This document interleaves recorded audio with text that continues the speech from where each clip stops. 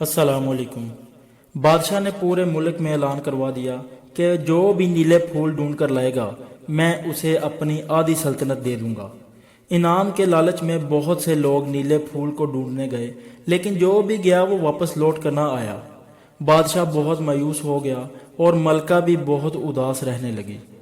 बहुत सर्द हवा चल रही थी और सूरज जल रहा था।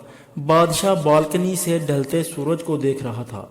बाबा जान, ऐना ने डरते डरते बाप को मुखातब किया तो बादशाह ने मुंतसर जवाब दिया, आप मुझे जाने की इजाज़त दे दें, मैं आपको मायूस नहीं करूंगी।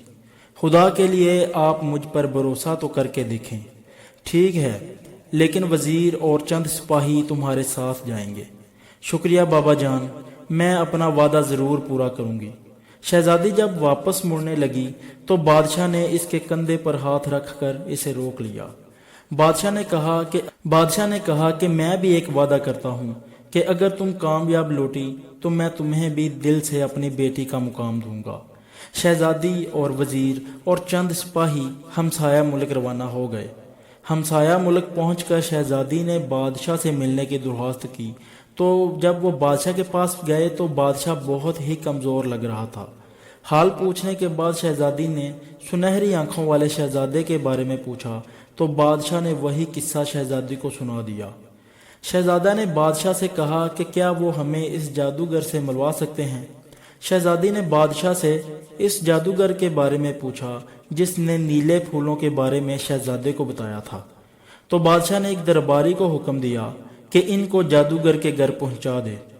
दरबारी शहजादी और वजीर को जादूगर के घर ले गया। जादूगर ने बताया कि वो अपने जादू से कई दफ़ा कोशिश कर चुका है, लेकिन वो शहजादे को कहीं नहीं ढूंढ सका। इस जिन का जादू बहुत मजबूत है, मैं इसे नहीं तोड़ सकता। बस इतना बता सकता हूँ कि वो जिन यहाँ से मीलों दूर पहाड़ों के उस पार घने जंगल में रहता है। वो जिन बहुत ताकतवर है और वो इलाका भी बहुत ख़तरनाक है। जो भी वहाँ गया वो वापस नहीं आया। शहजादी साहबा, बेहतर होगा कि अगर आप भी वापस चले जाएं। आप इस जिन का मुकाबला नहीं कर सकती। जादूगर ने शहजादी को समझाने की कोशिश की, लेकिन शहजादी ना मानी। आपका बहुत शुक्रिया, आपने हमें रास्ता बताया, लेकिन मैं अपने बाबा से वादा करके आई हूँ कि मैं उस शहजादे को ज़रूर ढूंढ कर लाऊंगी।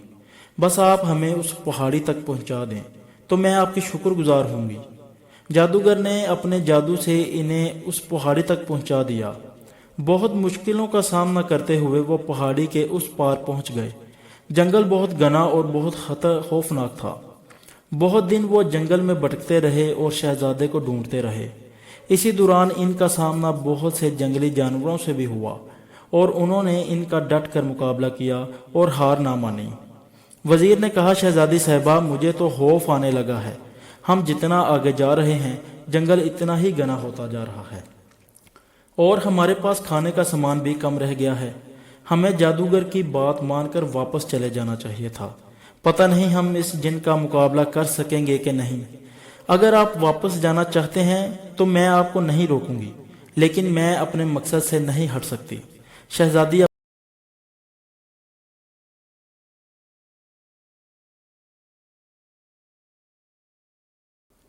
अपनी तलवार से टहनियों को काट कर रास्ता साफ करती हुई आगे बढ़ रही थी। वजीर को ना चाहते हुए भी इनके पीछे जाना पड़ रहा था। इसने सोचा कि शहजादी हिम्मत हार कर वापस चली जाएगी और वो भी चला जाएगा, लेकिन शहजादी का हौसला बुलंद था, लेकिन वो किसी भी सूरत वापस जाना चाहता था।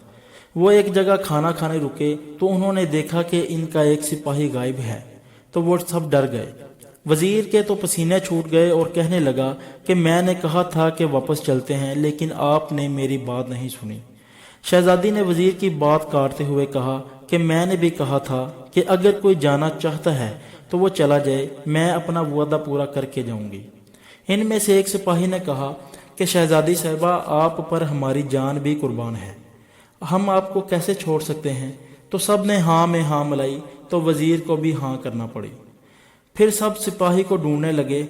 बहुत देर बाद जब सिपाही ना मिला तो शहजादी ने कहा कि यहाँ वक्त ज़ाया करने से बेहतर है कि हम आगे चलते हैं। हो सकता है कि हमें इस सिपाही का सुराग मिल जाए। आहिस्ता आहिस्ता करके इनके बाकी सिपाही भी गायब होने लगे। لیکن انہوں نے اپنا سفر جاری رکھا۔ ان کے پاس صرف 2 سپاہی رہ گئے تھے۔ ابھی وہ چل رہے تھے کہ ایک سپاہی نے ان کو رکنے کو کہا۔ شہزادی نے کہا کہ کیا بات ہے، تم نے ہمیں کیوں روکا ہے؟ شہزادی صاحبہ، یہ تو وہی جگہ ہے جہاں سے ہم پہلے گزرے تھے۔ سب نے اسے تشویش سے دیکھا تو گھبرا گیا۔ سپاہی نے ایک درخت کی طرف اشارہ کرتے ہوئے کہا کہ میں جھوٹ نہیں بول رہا، یہ درخت میں نے پہلے بھی دیکھا ہے، جس پر کانٹے کا نشان بنا ہوا ہے۔ وزیر نے سپاہی کی بات کو نظر انداز کرتے ہوئے کہا کہ تمہیں غلط فہمی ہوئی ہوگی، یہ کوئی اور درخت ہوگا، اتنا بڑا جنگل ہے، کئی ایسے درخت ہوں گے۔ سب پھر چلنے لگے۔ پھر سب نے یہی محسوس کیا کہ وہ چلتے چلتے ایک ہی جگہ آ جاتے ہیں۔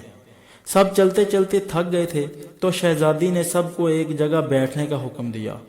ابھی وہ لوگ بیٹھے ہی تھے کہ 2 جنگلیوں نے ان پر حملہ کر دیا۔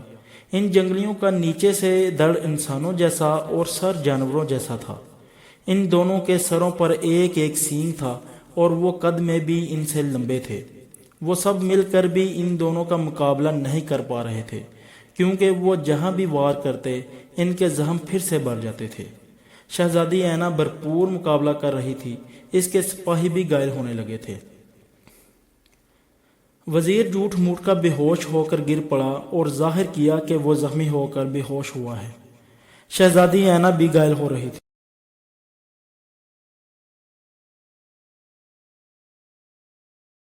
اس کے باوجود وہ لڑ رہی تھی۔ اچانک ایک جنگلی نے اینا کے سر پر وار کیا اور اینا اپنا توازن برقرار نہ رکھ سکی اور زمین پر گر گئی۔ اس سے پہلے کہ جنگلی پھر سے وار کرتا، کسی نے سامنے آ کر جنگلی کا وار روک لیا۔ شہزادی نے ڈر سے آنکھیں بند کر لیں اور جب اس نے آنکھیں کھول کر دیکھا تو سامنے کا منظر دیکھ کر حیران رہ گئی۔ ایک بندر ان